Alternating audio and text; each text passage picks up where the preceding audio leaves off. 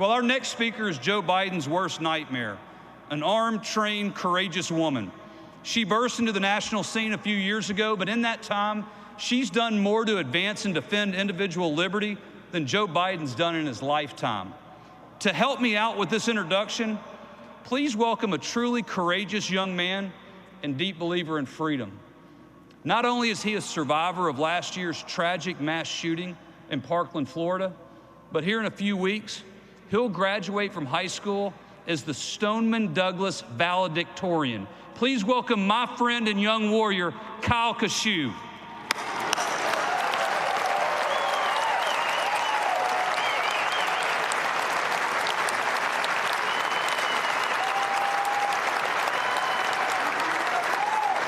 USA. All right. On February 14th, 17 souls were murdered just yards away from me. I can still remember the panic I felt. When the gunshot stopped, my shirt was stained with tears and sweat. And even now, I can't forget that if the shooter had taken a left and not a right, I would have been directly in the firing line. What started as a morning concerned with tests and grades quickly turned into an evening of bloodshed and heartbreak. Glued into the television, I watched as the death toll rose. One by one, all missing persons were pronounced dead. February 14th's bloody bullets shred through a bubble of my naivete. My feeling of emptiness was indescribable. No one should feel the hopelessness my classmates and I felt in the wake of the shooting. For me, this was a call to action. I knew I must do everything in my power to make sure that school shootings should never happen ever again.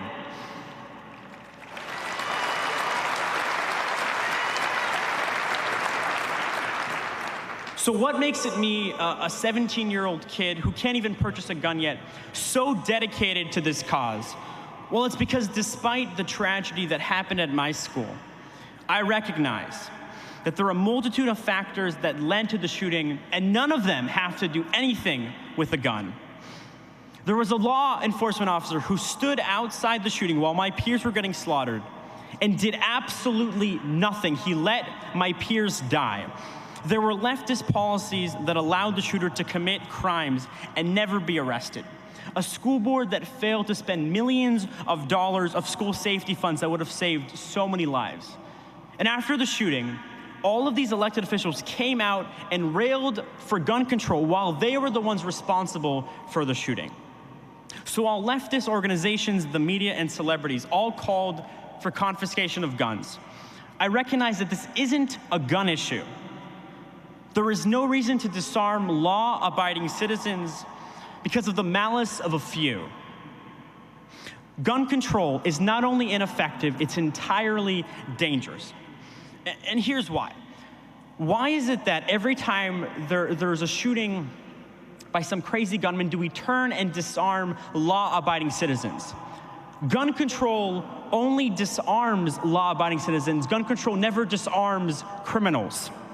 Why is it that after every single school shooting, we seek to raise the age from 18 to 21?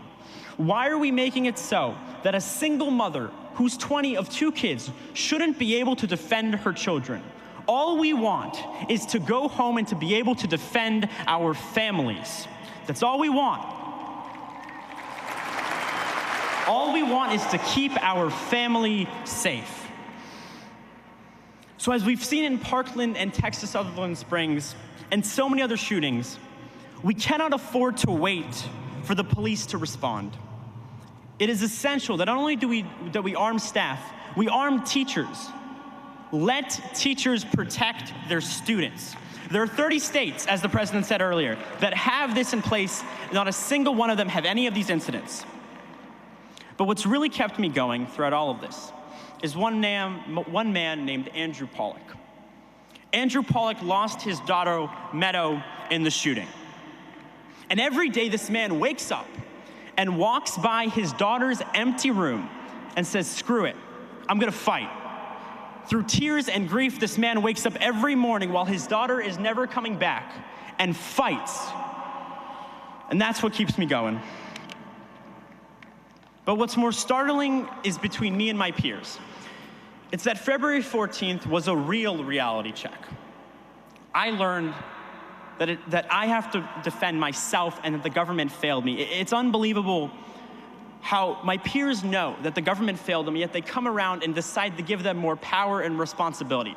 You know, if the left really believes that the police are some tyrannical, oppressive, brutal force, why give them more power? That's something that I still haven't been able to wrap my head around. It's entirely hypocritical.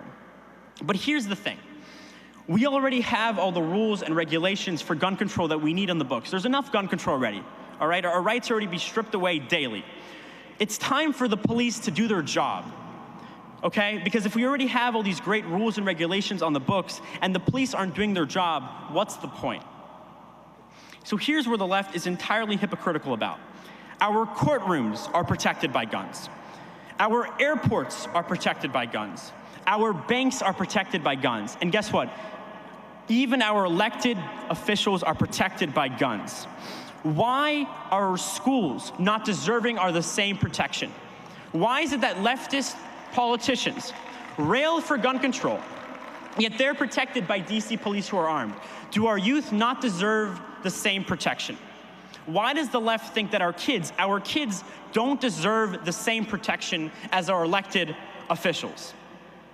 See, the solution to school shootings is the Second Amendment. We need to get rid of gun-free zones.